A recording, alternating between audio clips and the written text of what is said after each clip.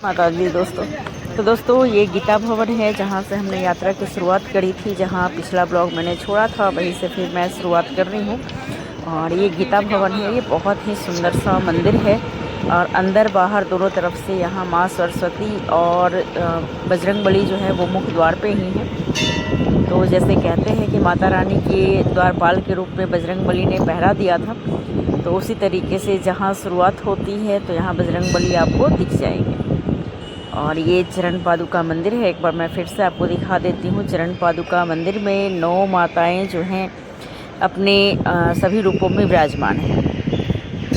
तो ये चरण पादुका मंदिर है जो देखने में भी काफ़ी खूबसूरत है। सारी मूर्तियाँ जो हैं यहाँ बहुत ही सुंदर सुंदर सी थी। तो एक एक मूर्ति जो है आप देख सकते हैं इस तरीके से, इतने सुंदर से इनकी बनावट है और रख रखाव इतनी बढ़िया है। और यहाँ भोलेनाथ भी माता पार्वती के साथ, कार्तिकेय और गणेश के साथ विराजमान है। तो है ना, बहुत ही सुंदर सी जो ये मंदिर है। तो इस तरीके से आपको ये पूरा लुक दिख रहा है बाहर की तरफ से। और यहाँ से बाहर निकलते ही कुछ इस तरीके के नज़ारा जो है आपको दिखेंगे। बिल्कुल हल्की हल्की सी धुंधलाहट जो है वो आने लगी थी।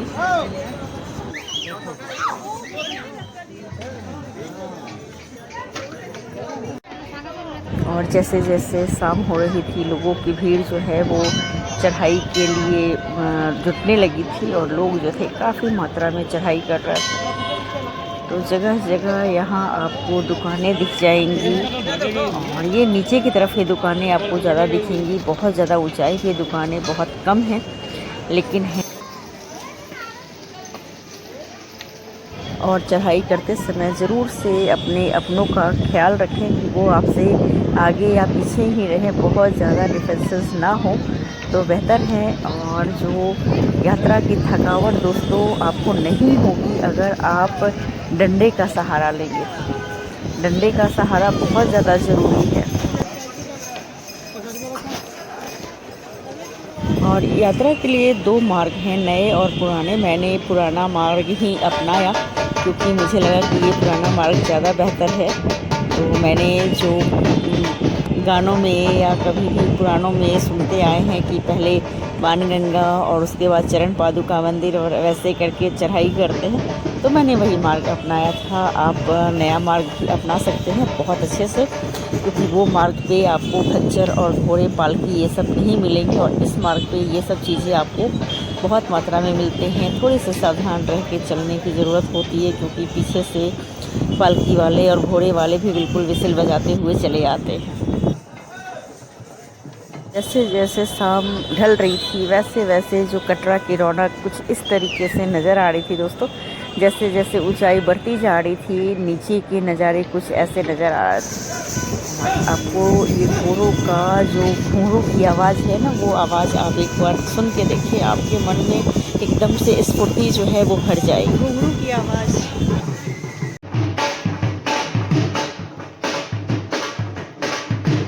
मार्ग में जगह जगह ये डमरू वाले भैया लोग बैठे रहते हैं जो नगाड़े के साथ बिल्कुल लगे रहते हैं बजाने में, और लोग जो हैं उनके साथ अच्छे से नाचते गाते चलते हुए आगे गुजरते हैं। और यहाँ पे एक छोटी सी माता रानी बनी हुई बच्ची जो है बहुत प्यारी सी लग रही थी।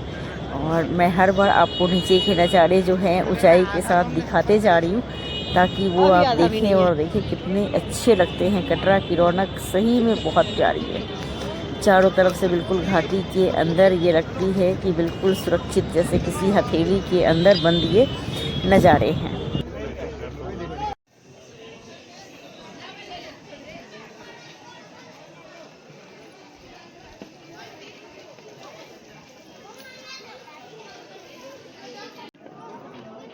और ये हमारी जो है चढ़ाई अभी तक अर्धकुमारी जो है वहाँ भी नहीं पहुँची है।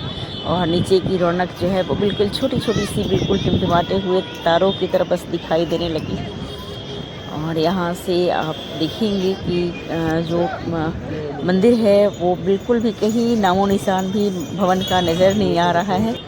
तो आप जब आगे की तरफ और बढ़ेंगे तो यहाँ हम लोग आप पहुँचे हैं, लेकिन बहुत ज़्यादा है।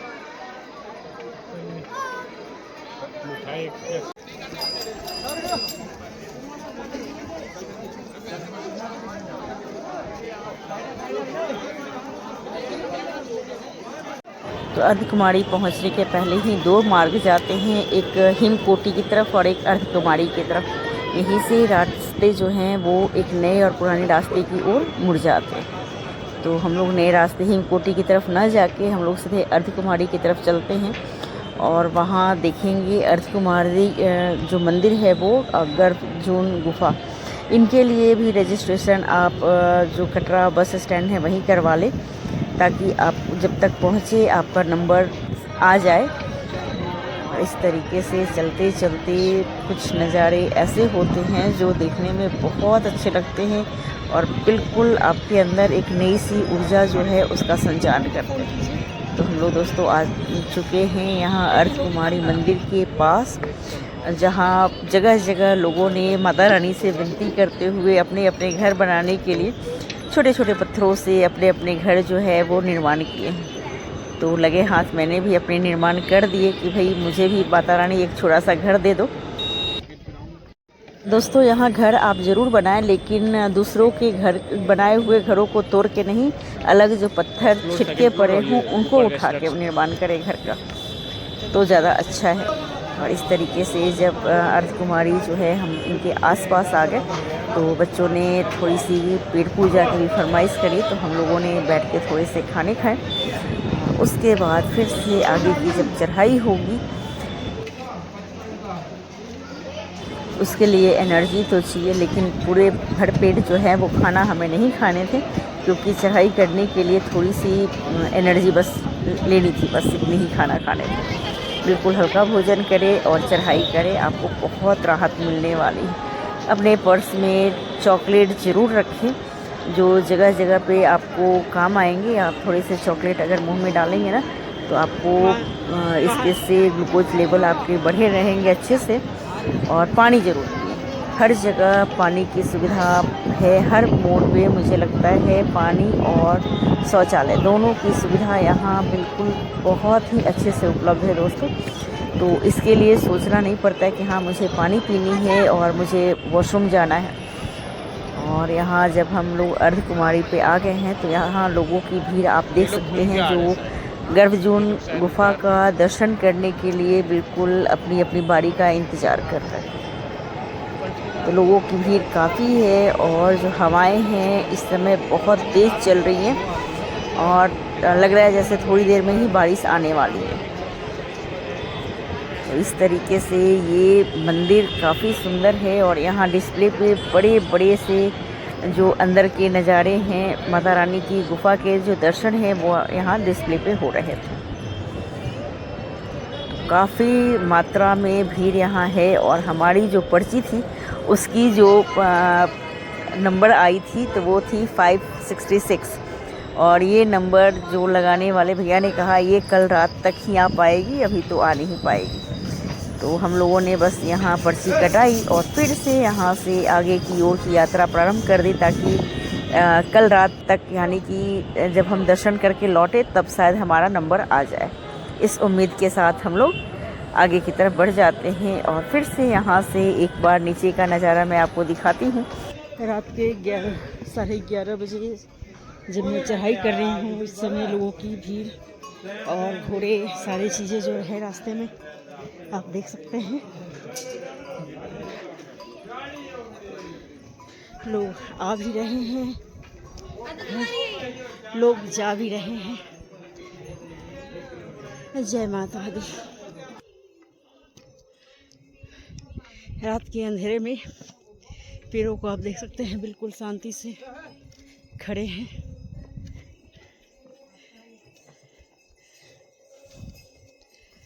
और यहाँ मैंने कुछ देर जो है बहुत तेज़ चढ़ाई कर दी थी तो मेरी सांसें जो है वो फूलने लगी थी। तो यहाँ आपको क्या करना है दोस्तों कि बिल्कुल भी तेज़ नहीं चलनी है, बिल्कुल आराम आराम से चले और हर 15 से 20 मिनट के बाद कम से कम 2 मिनट ज़रूर से आप सांस ले ले खड़े होके या बैठ के, क्योंकि जगह जगह बेंचें जो हैं वो बनी हुई हैं जिस पे आप बैठ के थोड़ी देर के लिए आराम कर सकते हैं। और जैसे जैसे ऊपर की तरफ मैं बढ़ रही हूँ हवाएं जो हैं वो काफ़ी तेज़ हो रही हैं और यहाँ तुरंत जो है वो बारिश आने वाली ही है लग रहा है। और बिल्कुल खड़ी चढ़ाई जो है कह सकते हैं, सीढ़ियों का इस्तेमाल बिल्कुल ना करें। जगह जगह सीढ़ियाँ हैं लेकिन इनका इस्तेमाल ना करें, क्योंकि चेतावनी भी लिखी हुई है हर जगह। और सीढ़ियों का इस्तेमाल ना करके जो पैदल मार्ग है वो मार्ग आप अपनाएं तो बहुत अच्छे से आप इनको पार कर पाएंगे। और इस तरीके से आप देख सकते हैं कि लोग जो हैं बिल्कुल निरंतर चल रहे हैं। तो ये मार्ग कभी भी बंद नहीं होता है। और यहाँ मैं आपको दिखा रही हूँ बिल्कुल खड़े से पत्थर जो है वो पहाड़ों से कटे हुए खड़े से पत्थर हैं, जिनको काट के मार्ग जो है वो बनाया गया है। कहाँ अभी 700 मीटर बोला ना, लेकिन बहुत ज़्यादा है। और चढ़ाई करते हुए इस समय मैं आ पहुंची हूँ हाथी मत्था नाम का जो मार्ग में जगह पड़ती है वहाँ। और यहाँ थोड़ी सी दुकानें हैं और बारिश जो है वो शुरू हो चुकी है और इसके कारण यहाँ ठंड बहुत ज़्यादा बढ़ गई है। और मैंने कोई भी गर्म कपड़े जो हैं वो बिल्कुल नहीं लिया था। जगह जगह चेतावनी लिखी हुई है, नंबर दिया हुआ है जिस पे आप किसी भी आप जो इमरजेंसी के समय फ़ोन कर सकते हैं। और यहाँ आप देख सकते हैं पानी जो है, बारिश शुरू है। माता रानी के दरबार में पहुँचने के पहले ही परीक्षा शुरू हो चुकी है। माता रानी की वो परीक्षा ले रही हैं कि आप कैसे यहाँ तक आ पाते हैं। और पानी के साथ साथ जो ओले पड़ते हैं वो भी यहाँ काफ़ी मात्रा में ओले गिरने लगे थे। और इस तरीके से ठंड जब लगने लगी थी तो मैं यहाँ 5 मिनट एक दुकान वाले भैया के पास जो है वहाँ पे जगह थी तो वहाँ पे हम लोग बैठ गए थे। और फिर जैसे ही बारिश बंद हुई, हल्की हुई, बंद नहीं हुई, तो फिर से चढ़ाई जो है हमारी शुरू हो गई।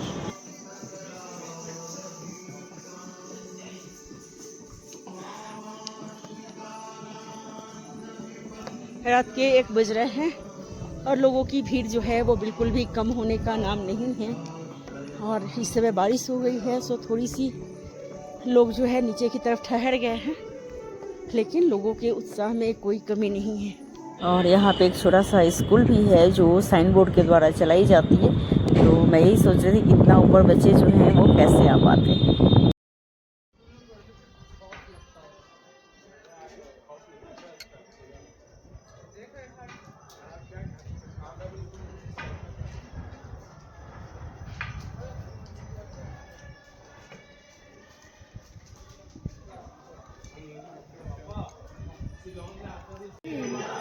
जय माता दी, जय माता दी। और इतने किलोमीटर की चढ़ाई के बाद जब पहला नज़ारा या पहला जब दर्शन होता है ना दोस्तों माता रानी के भवन का, वो जो एहसास होता है वो अपने आप में बहुत ही ख़ास होता है। जैसे लगता है मैंने कोई बहुत ही बड़ी चीज़ जो है वो अचीव कर ली है, ऐसी वाली फीलिंग आती है मन के अंदर कि जब पहला नज़ारा आप इनका दर्शन करेंगे ना, जब बहुत चलने के बाद जब आपको पहली बार भवन का दर्शन होगा तो मैं पूरे विश्वास के साथ कह सकती हूँ कि आपके अंदर एक नई जो ऊर्जा है उसका संचार होगा। और यहाँ से आगे की यात्रा जो है वो आप इतनी तेज़ी से करने वाले हैं कि बिल्कुल आपको इतनी जल्दी मचेगी ना कि मैं जल्दी भवन तक पहुँच जाऊँ, क्योंकि यहाँ से भी भवन अभी काफ़ी दूर है। लेकिन ये पहला जो दृश्य होता है जो अपनी आँखों में इंसान समेटता है। तो मुझे पहली बार यहाँ माता रानी के भवन का संपूर्ण दर्शन हुआ था। और यहाँ से अभी हमें आगे बहुत चलना है।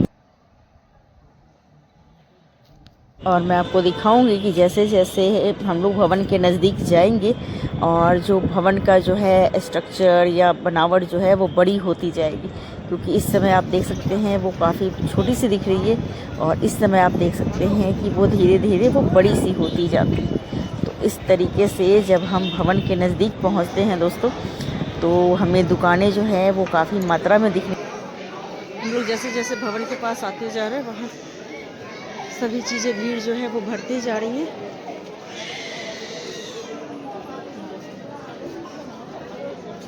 और इस तरीके से काफ़ी भीड़ जो है। और इस समय रात के 1:45 हो रहे हैं और लोग जो हैं पूरे जोश में।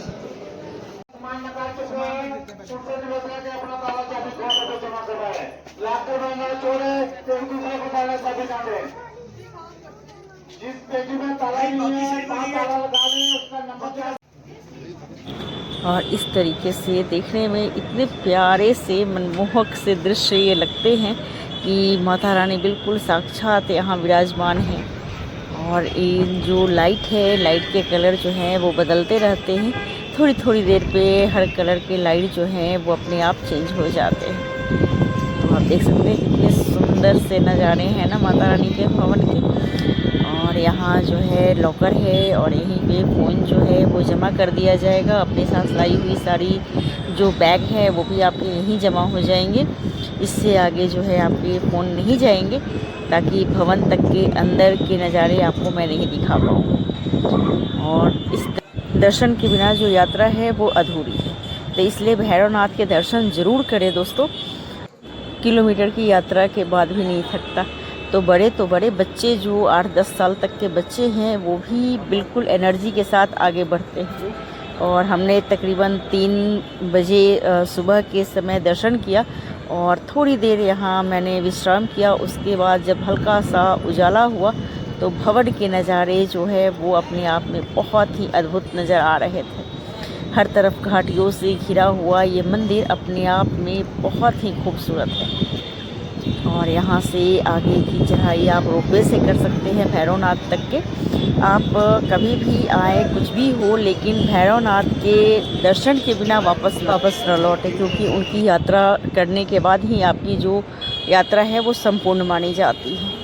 तो इस तरीके से आप 2-4 टिप के साथ बहुत ही अच्छे से यात्रा कर सकते हैं, बिल्कुल बिना थकावट। डंडा ज़रूर लें, अपने पर्स में चॉकलेट रखें। हर 15 से 20 मिनट की यात्रा के बाद थोड़ी सी विश्राम ज़रूर करें 2-4 मिनट का, और फिर आगे की चढ़ाई जो है बिल्कुल आराम से करें। आपको मेरी वीडियो ज़रा सा भी पसंद आई हो तो लाइक शेयर ज़रूर करें, और मिलते हैं अगले ब्लॉग। इस तरीके से माता रानी के दर्शन जो है हमारे संपूर्ण होते हैं, लेकिन बाबा अभी बाकी हैं। Thank you.